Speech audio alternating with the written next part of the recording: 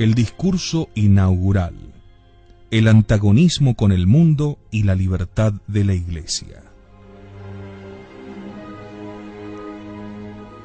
El discurso inaugural del concilio, pronunciado por Juan XXIII el 11 de octubre de 1962, es un documento complejo, porque según informaciones fiables, reflejó la mente del Papa en una redacción sobre la cual influyó una mente que no era la suya.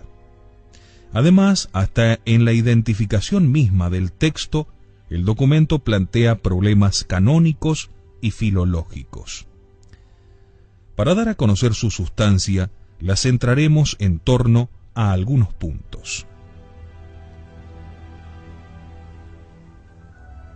En primer lugar, el discurso se abre con una enérgica afirmación del O, out, ordenado a los hombres por la Iglesia Católica, que rechaza la neutralidad entre el mundo y la vida celestial, y ordena todas las cosas temporales a un destino eterno. Aparte del texto profético de San Lucas 2:34, según el cual Cristo será signo de contradicción y se convertirá en resurrección o ruina para muchos, el Papa cita el más decisivo de San Lucas 11:23. Qui non est mecum, contra me est. Quien no está conmigo, está contra mí. Estos textos jamás fueron citados luego en los documentos conciliares, dado que la Asamblea buscó más los aspectos compartidos por la Iglesia y el mundo, y hacia los que ambos convergen, que aquellos en los cuales se oponen y combaten. La perfecta coherencia de esta parte de la alocución inaugural con la mentalidad católica aparece también allí donde se asegura que todos los hombres, particularmente considerados o reunidos socialmente, tienen el deber de tender a conseguir los bienes celestiales. Se trata del concepto tradicional del señorío absoluto de Dios que afecta a la realidad humana no sólo como persona individual, sino también como sociedad y sanciona la obligación religiosa del Estado. El segundo punto relevante del discurso es la condena del pesimismo de quienes en los tiempos modernos no ven otra cosa que prevaricación. Observando el nuevo curso del mundo, el Papa reconoce un general alejamiento de las inquietudes espirituales, pero encuentra ese alejamiento compensado con la ventaja de que por la vida moderna desaparezcan los innumerables obstáculos que en otros tiempos impedían el libre obrar de los hijos de la Iglesia. La referencia histórica es doble, quedando la duda de si el Papa tenía en mente la indebida injerencia ejercitada por el imperio y la monarquía absoluta sobre la Iglesia, en tiempos en los que, en último término, todo dependía de la religión, o si se refería, por el contrario, a las vejaciones sufridas por la Iglesia desde el siglo XVIII hasta ahora por obra del Estado liberal, en tiempos en que la separación de la religión respecto de la esfera civil preparaba la actual condición de la civilización. Más bien parece referirse Juan XXIII a lo primero, pero es necesario señalar que la Iglesia luchó continuamente en la teoría y en la práctica contra la servidumbre de la Iglesia ante la potestad civil, especialmente en cuanto a lo que hace a la elección de obispos y a la instauración de beneficios eclesiásticos. Incluso el llamado derecho de veto, en la práctica una pura condescendencia de hecho, fue muchas veces considerado nulo y pasado por alto, como ocurrió en los cónclaves que eligieron a los papas Julio III, Marcelo II, Inocencio X e incluso a San Pío X. Es decir, todas las veces que el coraje supo prevalecer sobre la intimidación de la razón política. El juicio optimista del pontífice acerca de la actual libertad de la Iglesia concuerda ciertamente con la realidad de la Iglesia romana, liberada de la carga del poder temporal, pero lo contradicen crudamente las circunstancias de las iglesias nacionales, muchas de las cuales se encuentran todavía hoy encadenadas. Por otra parte, la llamativa ausencia de episcopados enteros, a los que sus gobiernos impidieron acudir al concilio, no pudo escapar al lamento del Papa, que confesaba experimentar un vivísimo dolor por la ausencia de tantos pastores de almas para nos, queridísimos, dice Juan 23, los cuales sufren prisión por ser fieles a Cristo. Conviene además señalar cómo dicha deplorada servidumbre era en los siglos pasados un aspecto de la compenetración de la vida religiosa con la sociedad. Dicha compenetración era debida a una imperfecta distinción entre valores subordinados, religiosos y civiles, considerados como un conjunto informado por la religión.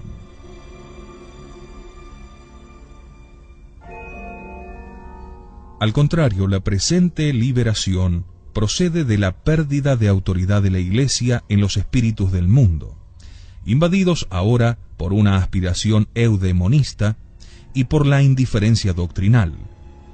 Pero el punto relevante y casi secreto al cual es necesario referirse al tratar de la libertad del concilio es la atadura de esa libertad consentida pocos meses antes por Juan 23, al firmar con la Iglesia Ortodoxa un acuerdo en virtud del cual el Patriarcado de Moscú aceptaba la invitación papal de enviar observadores al concilio.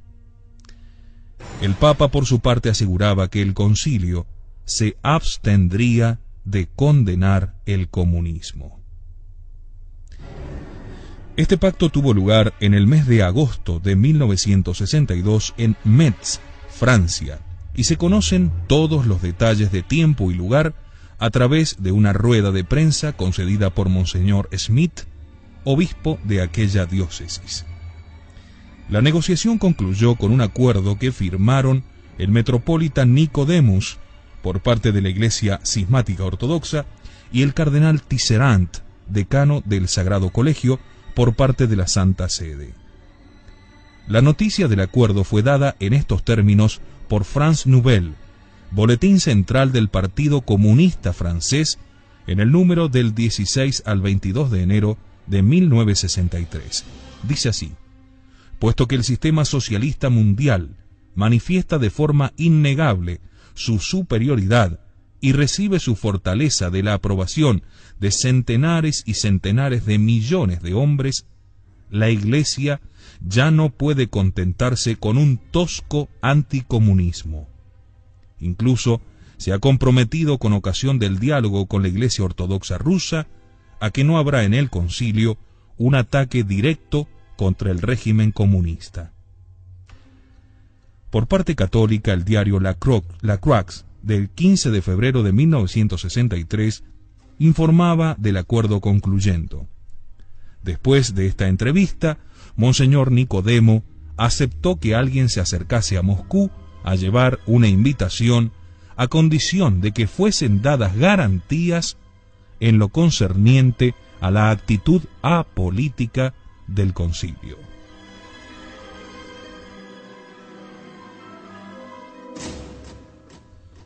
La condición impuesta por Moscú de que el concilio no se pronunciase sobre el comunismo no fue nunca secreta. Pero su publicación en forma aislada no tuvo efecto sobre la opinión pública, al no ser retomada ni divulgada por la prensa. Esto se debió o bien a una gran apatía y anestesia de los estamentos eclesiásticos en torno a la naturaleza del comunismo, o bien a una acción silenciadora deseada e impuesta por el pontífice. Pero su efecto fue poderoso, aunque silente, sobre el desenvolvimiento del concilio, durante el cual, y en cumplimiento de la preterición pactada, se rechazó una propuesta de renovar la condena del comunismo. La veracidad de los acuerdos de Metz recibió recientemente una impresionante confirmación en una carta de Monseñor Georges Roche, secretario del cardenal Tisserand durante 30 años.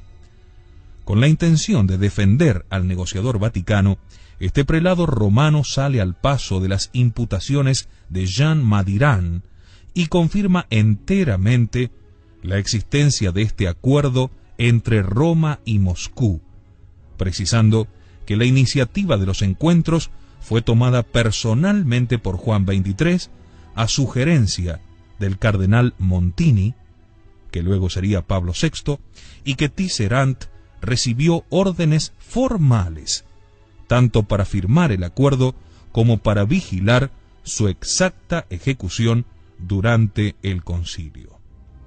Esto puede usted leerlo en Itinerarios número 285, página 153.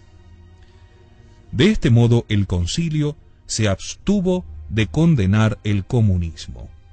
En las actas no se encuentra ni siquiera la palabra comunismo, tan abundante en los documentos papales hasta aquel momento. La Gran Asamblea se pronunció específicamente sobre el totalitarismo, el capitalismo o el colonialismo, pero ocultó su juicio sobre el comunismo tras un juicio genérico sobre las ideologías totalitarias. El debilitamiento del sentido lógico propio del espíritu del siglo arrebata también a la Iglesia el temor a la contradicción. En el discurso inaugural del concilio se celebra la libertad de la Iglesia contemporánea en el mismo momento en que se confiesa que muchísimos obispos están encarcelados por su fidelidad a Cristo, y cuando, en virtud de un acuerdo propugnado por el pontífice, el mismo concilio se encuentra constreñido por el compromiso de no pronunciar ninguna condena contra el comunismo. ¿Hay libertad en la Iglesia entonces?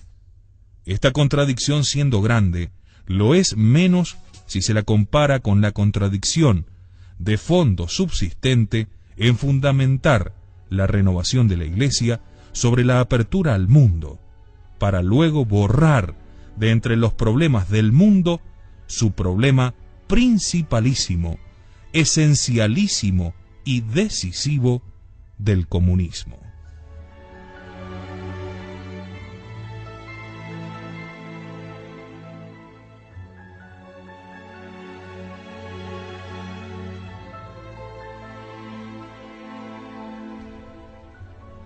El discurso inaugural, poliglotismo y polisemia textuales.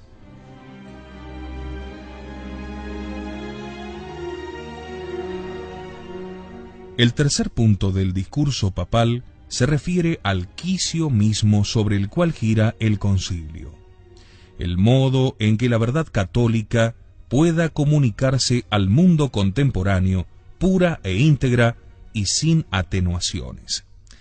Es el número 14 del discurso inaugural. Aquí el estudioso se enfrenta a un obstáculo imprevisto. En las alocuciones papales, el texto oficial válido como expresión de su pensamiento es por norma solamente el texto latino. Ninguna traducción tiene la autoridad que tiene el original en latín, a no ser que sea reconocida como auténtica. Esta es la razón por la que el Observatore Romano, cuando añade al texto latino original la versión italiana, advierte siempre que se trata de una traducción privada. Ahora bien, como el texto latino es obra del Colegio de Traductores, los cuales traducen el texto original redactado por el Papa en italiano, parecería legítimo referirse a las palabras originales cuando sean conocidas, tomándolas como criterio interpretativo del latín. Se invertiría así la prioridad entre los dos textos, privilegiando la traducción que es en realidad el original, sobre el original latino, que en realidad es una traducción. Filológicamente la inversión es legítima, pero canónicamente no lo es, pues es máxima de la sede apostólica que sólo el texto latino contiene el verdadero pensamiento. Ahora bien, entre el texto latino y la versión italiana del discurso inaugural hay tantas discrepancias que el sentido resulta transmutado. Ha sucedido además que el desarrollo de la literatura teológica se ha guiado por la traducción más que por el original latino. La discrepancia es tan grande que parece tenerse a la vista una paráfrasis y no una traducción. Así, por ejemplo, el original dice lo siguiente: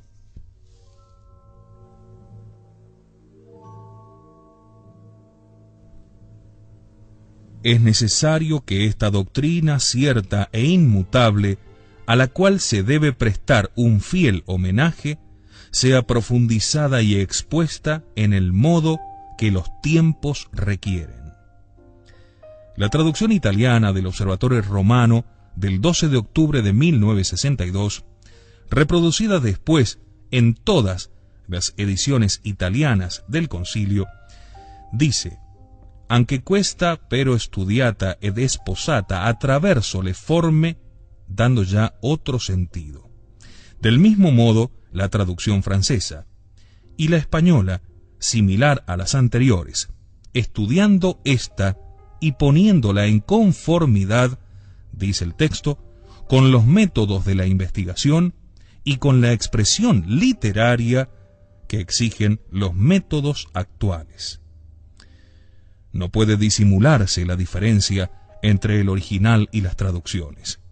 Una cosa es que la reconsideración y la exposición de la perpetua doctrina católica se hagan de manera apropiada a los tiempos, concepto comprensivo y amplio, y otra que se realicen siguiendo los métodos del pensamiento de la filosofía contemporánea.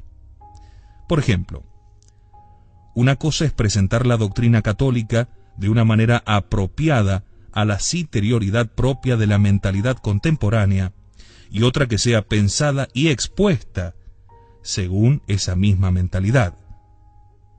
Para que el acercamiento a la mentalidad moderna sea correcto, no debe adoptar los métodos del análisis marxista o la fenomenología existencialista, por ejemplo, sino adaptar a esa mentalidad la oposición polémica del catolicismo. En suma, se trata del problema al que pasa el pontífice en la sección siguiente: forma de reprimir los errores. De esto trataremos enseguida, pero no sin haber hecho antes, como paso previo, algunas observaciones. Primera, que la polisemia nacida de la diversidad de las traducciones atestigua la pérdida de aquella precisión que fue en tiempos costumbre de la curia al redactar sus documentos.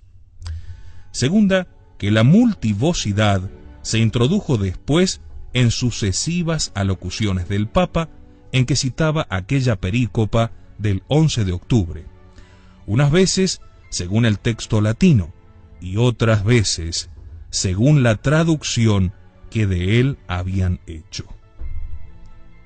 Tercero, que la diversidad de las traducciones, pronto difundidas en perjuicio del texto latino y tomadas como base de la argumentación, contradice el original, pero las variantes coinciden entre sí unívocamente. Esta consonancia da motivo para conjeturar una espontánea u organizada conspiración con el objeto de proporcionar al discurso un sentido modernizante que tal vez estuvo totalmente ausente de la mente de Juan XXIII.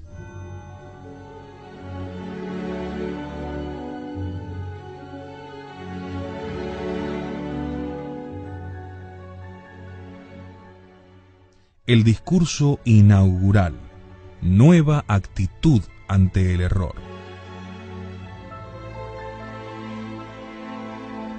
La misma incertidumbre genera el párrafo del discurso que distingue entre la inmutable sustancia de la enseñanza católica y la variabilidad de sus expresiones. Si uno se rige por el texto oficial, suena de este modo: una cosa es, en efecto, el depósito de la fe tomado en sí mismo, es decir, las verdades contenidas en nuestra venerable doctrina, y otra, la forma con la que estas mismas verdades se enuncian, manteniendo sin embargo el mismo sentido y el mismo contenido. Es realmente necesario atribuir mucha importancia a dicha forma y trabajar en ello, si es necesario, con paciencia. Al exponer las verdades, se deberán introducir aquellas formas que más convengan a la enseñanza, cuya índole es principalmente pastoral. La traducción española dice: una cosa es la sustancia del depósito de la fe, es decir, de las verdades que contiene nuestra venerada doctrina, y otra la manera como se expresa, y de ello ha de tenerse gran cuenta con paciencia si fuese necesario, ateniéndose a las normas y exigencias de un magisterio de carácter prevalentemente pastoral. La diferencia es tan grande que admite solo dos suposiciones.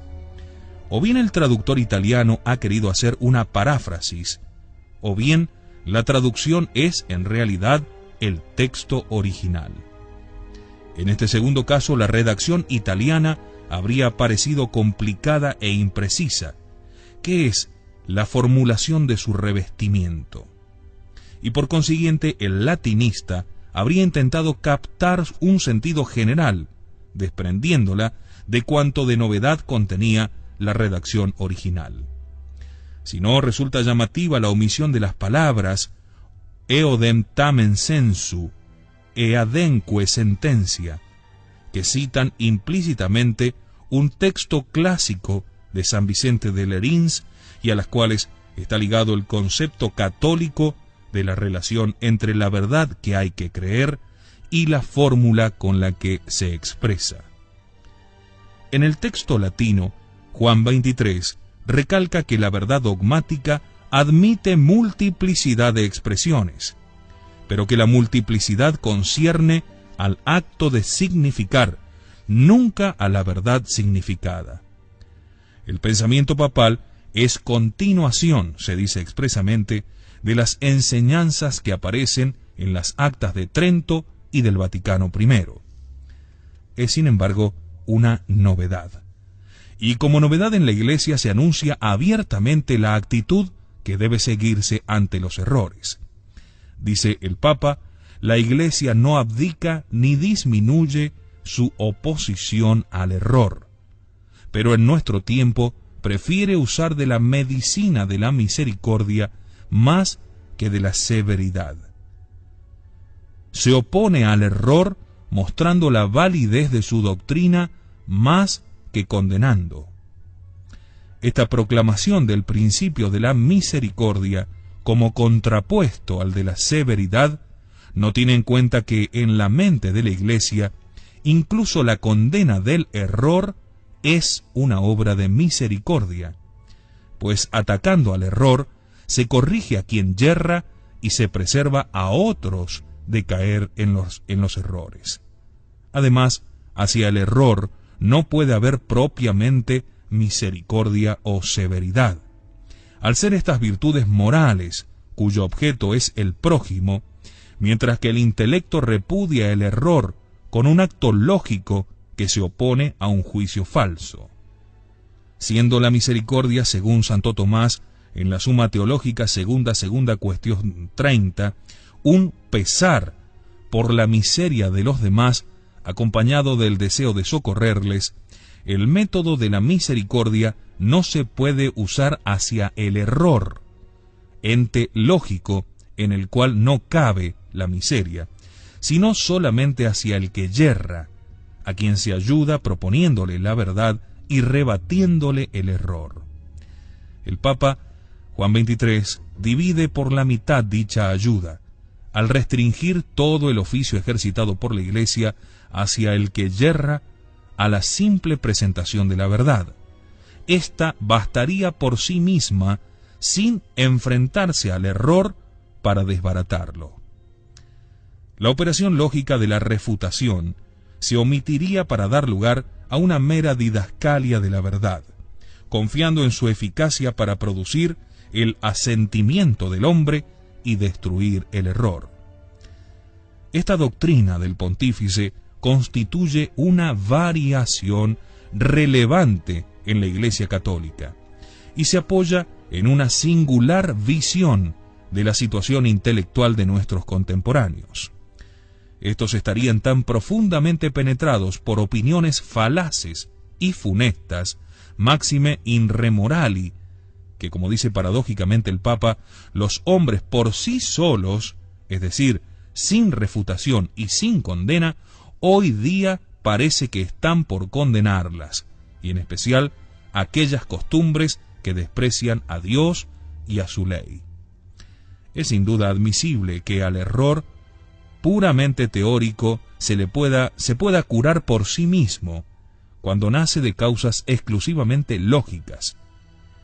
Pero que se cure a sí mismo el error práctico en torno a las acciones de la vida, dependientes de un juicio en el que interviene la parte libre del pensamiento, es una proposición difícil de comprender.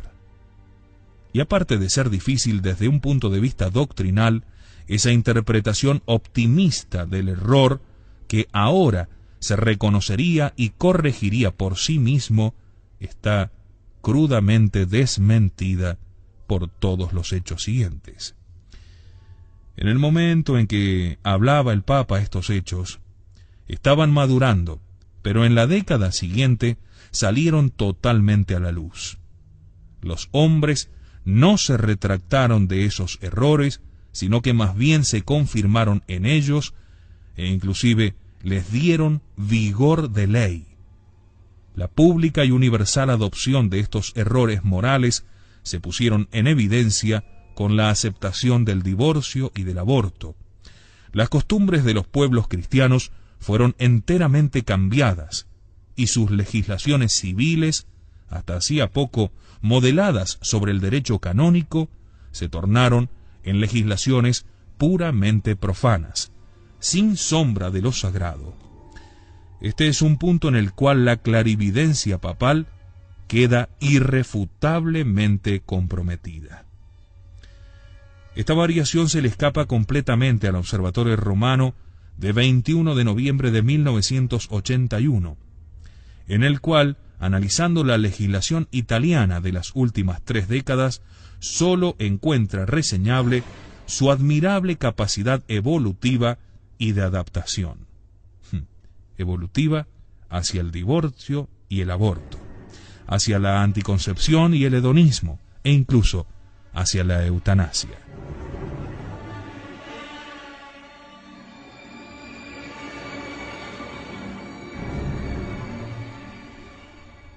Rechazo del concilio preparado. Ruptura de la legalidad conciliar. Como ya hemos dicho, es característico del Concilio Vaticano II su resultado paradójico, según el cual todo el trabajo preparatorio que suele conducir los debates, dar impronta a las orientaciones y prefigurar ya los resultados de un concilio, resultaron nulos y fueron rechazados desde la primera sesión, sustituyéndose una inspiración por otra y una tendencia por otra. Este hecho singular del Vaticano II es siempre silenciado.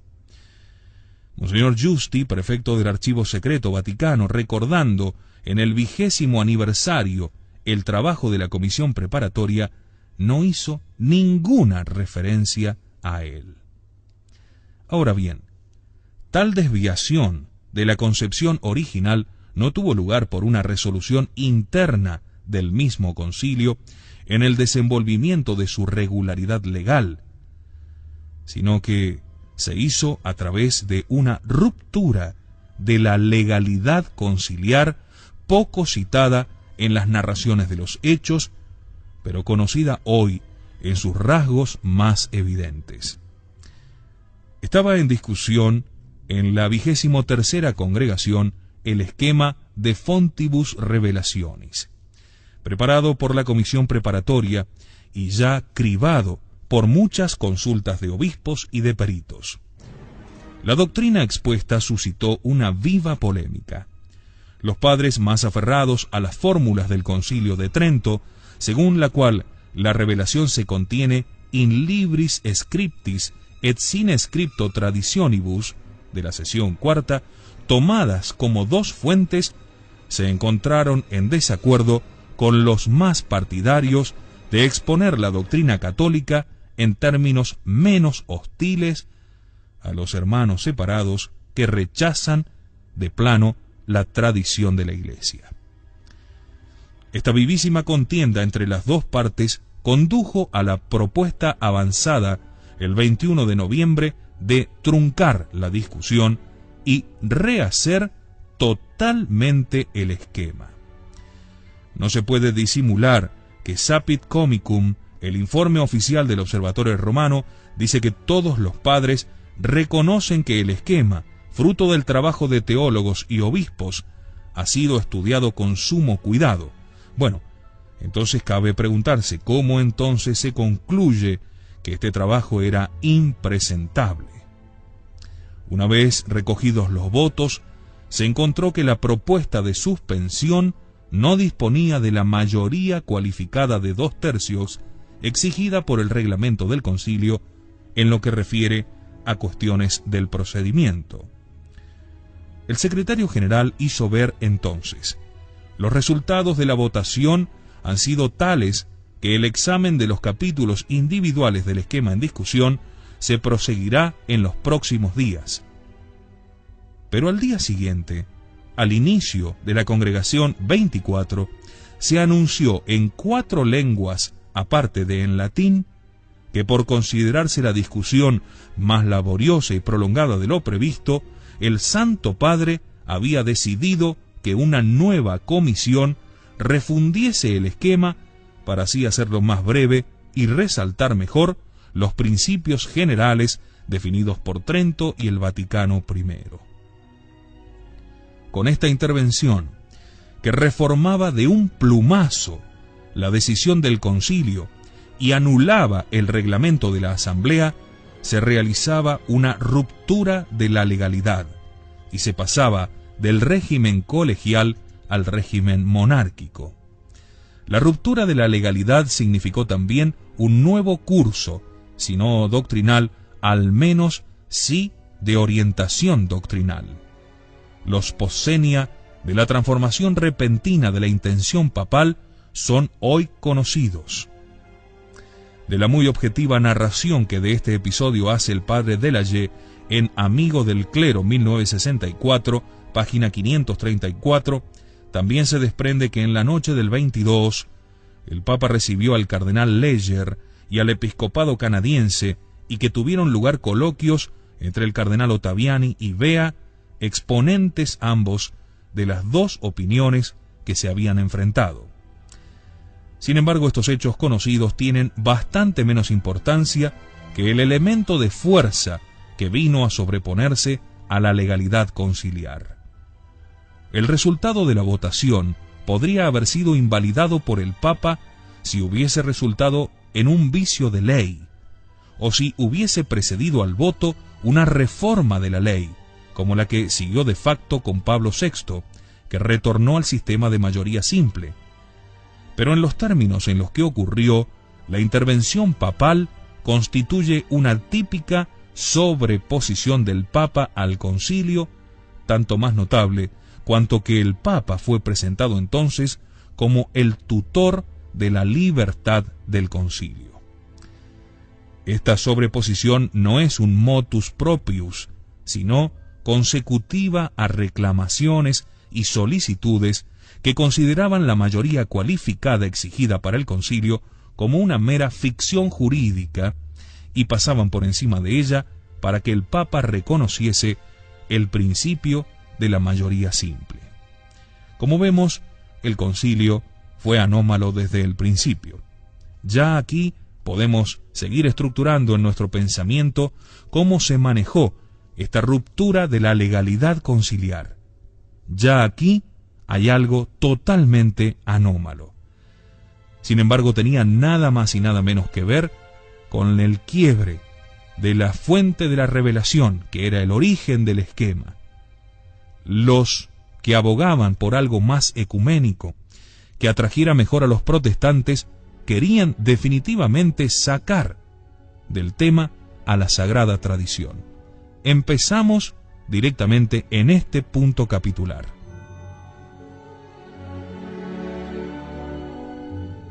Más sobre la ruptura de la legalidad conciliar.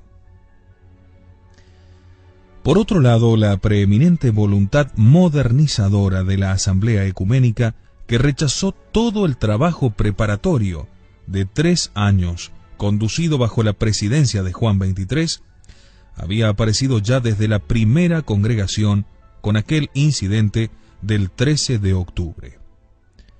La Asamblea habría debido elegir aquel día a los miembros de su competencia 16 sobre 24 de las 10 comisiones destinadas a examinar los esquemas redactados por la comisión preparatoria. La Secretaría del Concilio había distribuido las 10 papeletas, cada una con espacios en blanco donde escribir los nombres elegidos. Había también procedido a dar a conocer la lista de los componentes de las comisiones preconciliares de las cuales habían surgido los esquemas. Este procedimiento estaba destinado obviamente a mantener una continuidad orgánica entre la fase de los borradores y la fase de la redacción definitiva. Esto resulta conforme al método tradicional. Responde también casi a una necesidad, pues la presentación de un documento no puede ser mejor hecha por nadie que por quien lo ha estudiado, cribado y redactado. Finalmente, no prejuzgaba la libertad de los electores, quienes tenían la facultad de prescindir enteramente de las comisiones preconciliares al constituir las conciliares. La única objeción que podía aducirse era que, tratándose del tercer día desde la apertura del sínodo, y no conociéndose entre sí los miembros de la plural y heterogénea asamblea, la elección podía resultar viciada por precipitación y no estar lo bastante meditada. El procedimiento les pareció, sin embargo, a una conspicua parte de los padres una tentativa de coacción y suscitó un vivo resentimiento. En la apertura de la congregación, el cardenal Lienhardt, uno de los 9 presidentes de la asamblea, se convirtió en su intérprete.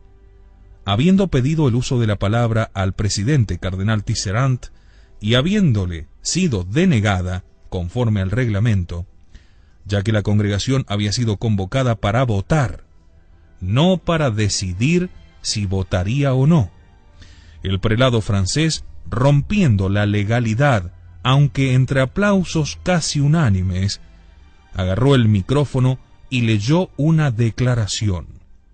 Era imposible llegar a la votación sin previa información sobre las cualidades de los candidatos, sin previo concierto entre los electores y sin previa consulta a las conferencias nacionales. Claro que la votación no tuvo lugar. La congregación fue disuelta y las comisiones fueron después formadas con una amplia inclusión de elementos extraños a los trabajos preconciliares. El gesto del cardenal Lienhardt fue contemplado por la prensa como un golpe de fuerza con el cual el obispo de Lille desviaba la marcha del concilio y entraba en la historia.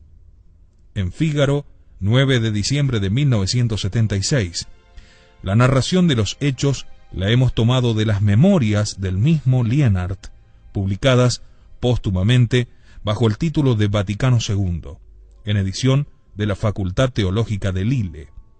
Concuerdan también con la del libro de Ralph Wilhelm, El Rin desemboca en el Tíber.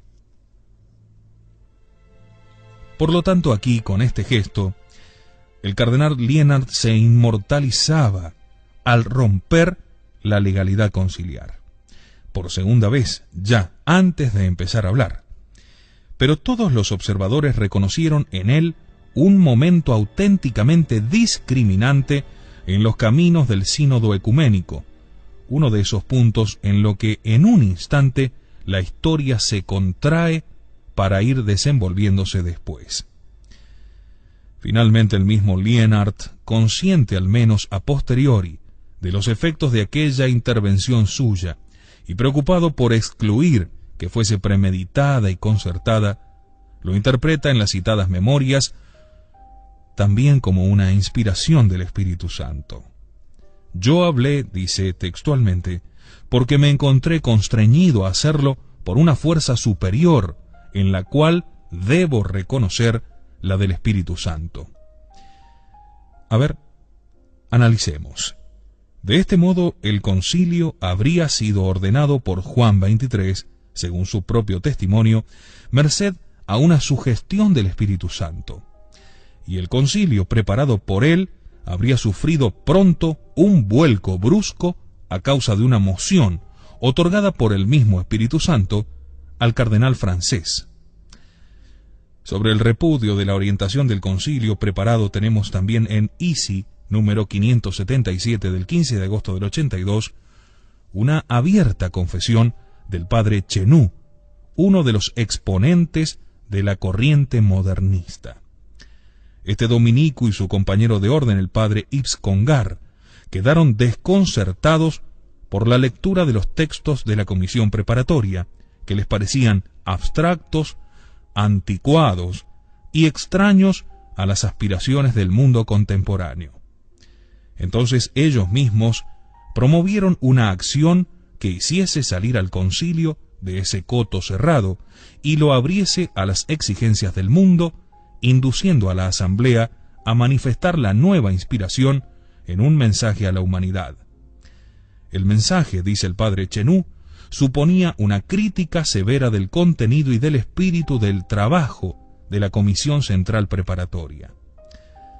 El texto propuesto al concilio fue aprobado por Juan XXIII y por los cardenales Lienard, Garrone, Frings, Daphner, Alfrink, Montini y Leger. Desarrollaba los temas siguientes. El mundo moderno aspira al Evangelio. Todas las civilizaciones contienen una virtualidad que las impulsa hacia Cristo. Escuche bien. El género humano es una unidad fraterna más allá de las fronteras, regímenes, religiones, y la Iglesia lucha por la paz, el desarrollo y la dignidad de los hombres. El texto fue confiado al cardenal Lienard y después modificado en algunas partes, sin quitarle su originario carácter antropocéntrico y mundano. Pero las modificaciones dejaron insatisfechos a sus promotores.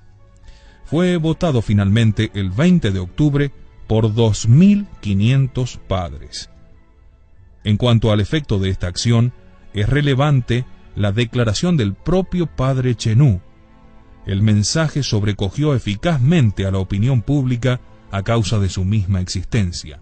Los caminos abiertos desde entonces fueron seguidos casi siempre en cuanto a las deliberaciones y orientaciones del concilio.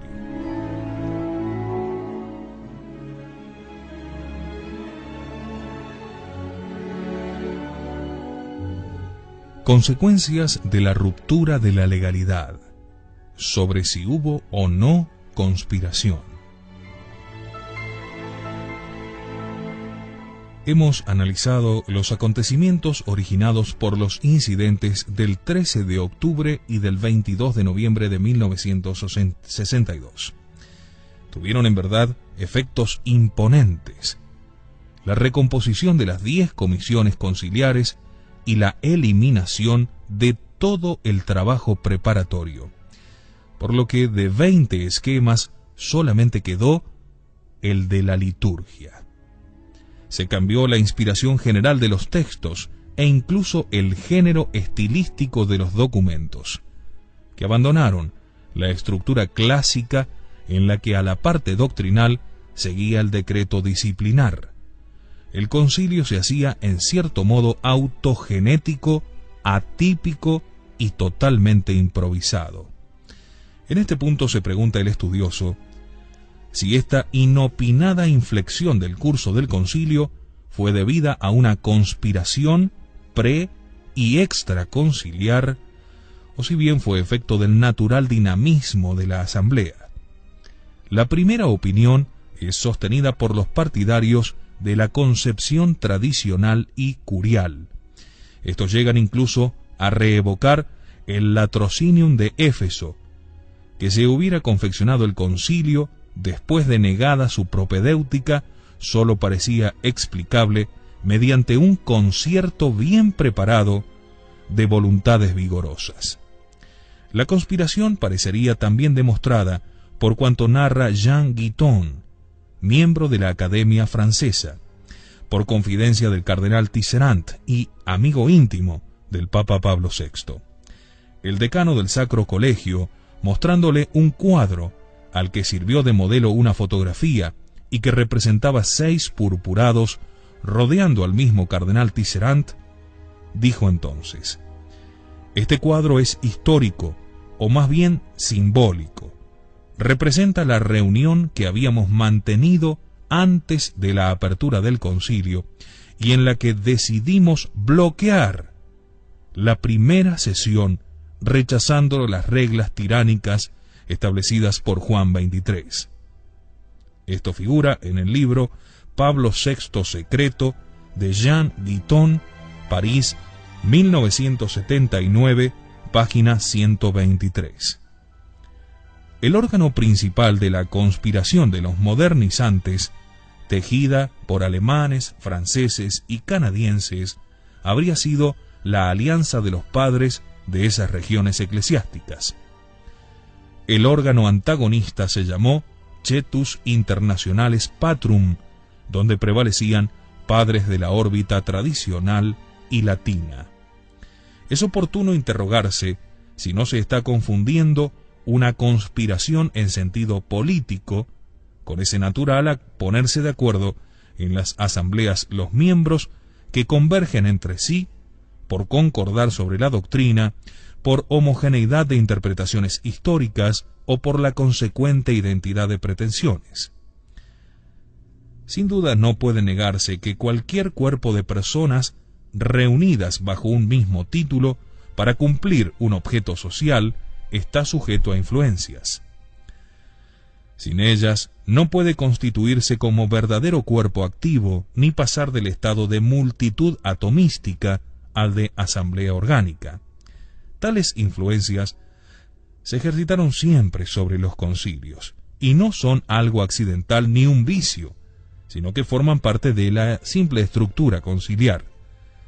No es cuestión de decidir ahora si todas ellas han sido siempre conformes a la naturaleza de la asamblea o si algunas provenían desde fuera del concilio en forma de usurpación del poder político.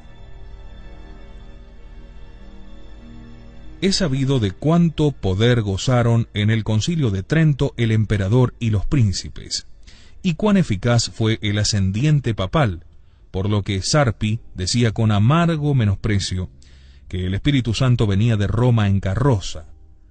También durante el Concilio Vaticano I ejercitó el Papa Pío IX un influjo potente y obligado, dado que como jefe vicarial de la Iglesia es también el del concilio.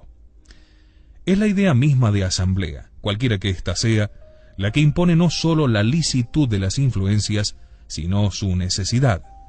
En efecto, el ser de la asamblea nace en cuanto tal cuando los individuos que la van a formar se funden en una unidad. Ahora bien, ¿qué es lo que opera esta fusión, sino la acción de los influjos recíprocos? Ciertamente se dan en la historia algunos que son violentos, e incluso según una teoría que rechazamos, son sólo los violentos, no propiamente los influjos, sino las rupturas, los que fuerzan el curso de los acontecimientos. Pero sin entrar a juzgar esta cuestión, tengamos por cierto que sólo gracias a la conspiración, un número de hombres reunidos en asamblea pudo trascender del estado atomístico y ser informado por un pensamiento. Una asamblea conciliar, un estamento de hombres eminentes por virtud, doctrina y desinterés, tiene ciertamente un dinamismo distinto del de la masa popular, denominada por Manzoni como corpachón, en la cual se introducen sucesivamente ánimos opuestos para moverla hacia acciones de injusticia y de sangre, o hacia los consejos opuestos, justicia y piedad. Pero nos parece una verdad psicológica e histórica que toda asamblea se convierte en un organismo solamente si interviene esa conspiración que diferencia y organiza la pluralidad de ideas. Lo que sí constituye una verdad, tanto para la historia como para la teodicea, puede buscarse donde hemos tratado de ella, dice Romano Amerio, aplicándola a un acontecimiento histórico famoso, es que existen momentos destacados y privilegiados en la determinación de un completo curso de acontecimientos en los cuales está virtualmente contenido el futuro, como fueron los actos del cardenal Lienard del 13 de octubre y la ruptura de la legalidad del 22 de noviembre de 1962. Con el Papa Juan XXIII, la autoridad papal se manifestó solamente como abandono del concilio que había sido preparado, con el efecto radical que ello supuso, y como condescendencia con el movimiento que el concilio, rota la continuidad con su preparación, quiso darse a sí mismo. Los decretos adoptados por Juan XXIII, sin participarlos a la asamblea, se caracterizan por ser casos particulares. Tal, por ejemplo, es la inserción de San José en el canon de la misa, en el cual desde San Gregorio Magno no se habían introducido novedades algunas. Dicha inclusión fue pronto vivamente rechazada, sea por sus previsibles efectos antiecuménicos, sea por obedecer aparentemente a una pura preferencia personal del Papa, aunque en realidad estuviese apoyada por amplias capas de la Iglesia. Solo tuvo una duración efímera, precipitándose también en el erebo del olvido, como tantas otras cosas de aquel Papa que desagradaron al consensus conciliar. Aunque secundó en general el movimiento del concilio en el sentido modernista, anunciado en la alocución inaugural, en algunos puntos polémicos, el Papa Pablo VI creyó su deber separarse de sus sentimientos predominantes y hacer uso de su autónoma autoridad. El primer punto es el principio de la colegialidad, hasta entonces implícito en la eclesiología católica y que el Papa creyó que debía explicarse, convirtiéndose después en uno de los principales criterios de la reforma de la Iglesia. Ya fuese por la novedad de tal explicación o por lo sorpresivo del argumento, silenciado por la comisión preparatoria, o por la delicadeza de la relación entre el primado de Pedro y la mencionada solidaridad colegial, el caso es que el texto conciliar resultó incompleto. Entonces Pablo VI quiso que cuanto sobre la colegialidad había dicho la Constitución Lumen Gentium fuese clarificado y determinado en una nota previa de la Comisión Teológica. Los términos de la clarificación fueron tales que el principio católico del primado didáctico y de gobierno del Papa sobre toda la Iglesia y sobre todos sus miembros uno a uno resultó sartum tectum, no cuestionable. Como había establecido el Vaticano I, las definiciones papales concernientes a las cosas de fe y de moral son irreformables ex sese, non autem ex consensu ecclesiae, y por tanto ni siquiera con el consenso de los obispos constituidos en colegio. La nota previa rechaza la interpretación de la colegialidad, según la cual el sujeto de la suprema potestad en la Iglesia es solamente el Papa, interpretación clásica, quien la condivide cuando quiere con la universalidad de los obispos llamados por él a concilio. La suprema potestad es colegial sólo por comunicación ad nutum del Papa. La nota previa rechaza también la doctrina modernista, según la cual el sujeto de la suprema potestad en la Iglesia es el colegio unido con el Papa, aunque no sin el Papa, que es su cabeza. Pero de modo tal que cuando el Papa ejercita la suprema potestad, incluso en solitario, la ejercita en cuanto cabeza del colegio y como representante del colegio, al que tiene la obligación de consultar para expresar su pensamiento. Es una teoría calcada sobre la del origen popular de la autoridad, difícilmente compatible con la constitución divina de la Iglesia. Rechazando estas dos teorías, la nota previa afirma que la potestad suprema reside en el colegio de los obispos unido a su cabeza, pero pudiendo ejercitarlo ésta independientemente del colegio, mientras que el colegio no puede hacerlo el Papa. No se sabe si la inclinación del Vaticano II a desligarse de una estrecha continuidad con la tradición y a crear formas, modalidades y procedimientos atípicos debe atribuirse al espíritu modernizante que lo caracterizó y dirigió, o bien a la mente y a la índole de Pablo VI. Probablemente la inclinación debe distribuirse entre el concilio y el Papa. El resultado fue una renovación, o mejor dicho, una innovación del ser de la Iglesia que afectó a las estructuras, los ritos, el lenguaje, la disciplina, las conductas, las aspiraciones. En definitiva, al rostro de la Iglesia, destinado a presentarse ante el mundo ahora como algo nuevo. Por otra parte, no vamos a preterir aquí la singularidad, incluso formal, de la nota previa. En primer lugar, no hay ejemplo alguno en la historia de los concilios de una glosa añadida a una constitución supuestamente dogmática como es la Lumen Gentium, y ligada orgánicamente a ella. En segundo lugar, parece inexplicable que el concilio, en el mismo acto de promulgación de un documento doctrinal, después de tantas consultas, enmiendas, aceptaciones y rechazos, alumbre un documento tan tremendamente imperfecto que debe ser acompañado por una cláusula explicativa del propio Papa. En fin, en tercer lugar, una curiosa singularidad de esta nota previa es que se debería leer antes de la Constitución a la que está ligada, pero sin embargo fue editada después de ella, y así se encuentra en los libros actuales. La segunda intervención papal se refiere al culto mariano. Como peculiarísimo de la religión católica apostólica romana, el culto mariano tenía que ser tratado de pasada por un concilio que había hecho preponderar la causa de la unión con los demás, con las sectas y demás, sobre todos los temas.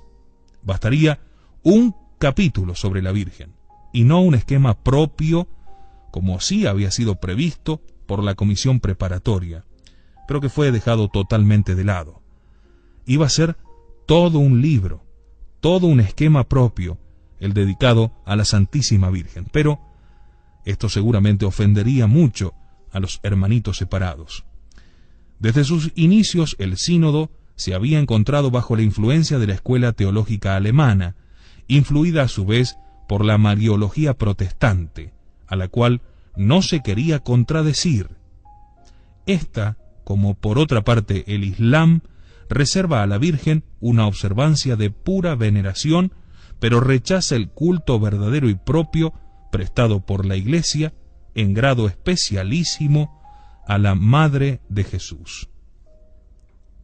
De entre los muchos tratamientos con que la piedad católica ha adornado a la Santísima Virgen, algunos, más bien la mayoría, proceden de la fantasía poética y del vívido sentimiento afectivo de los pueblos cristianos.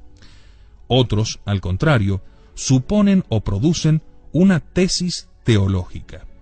Por ejemplo, la coronación de la Santísima Virgen ha formado parte de magníficas creaciones artísticas, pero permaneciendo fuera de la teología, mientras que la Asunción pertenece tanto a esta como a las figuraciones del arte, siendo finalmente proclamada dogma por el Papa Pío XII en 1950. Las razones del dogma de la Asunción se encuentran en las profundas conexiones ontológicas entre la persona de la Madre y el individuo teándrico, nuestro Señor Jesucristo. De entre tantos títulos, quería el Papa Pablo VI que el de Madre de la Iglesia fuese consagrado en el esquema sobre la Santísima Virgen, o por lo menos en el capítulo del esquema llamado de Eclesia, a que aquel fue reducido. Pero la Asamblea Conciliar no deseaba hablar de la Virgen.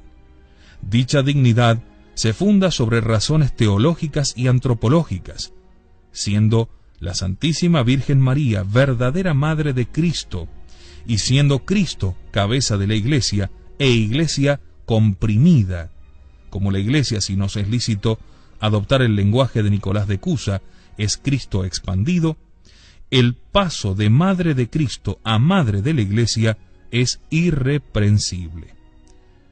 Pero la mayoría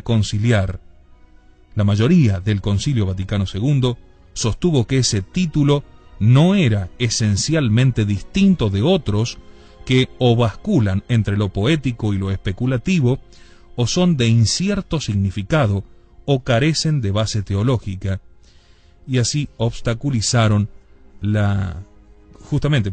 primordiaron la causa de la unión, seguramente al hablar de la Santísima Virgen, por lo cual se opusieron definitivamente a su proclamación.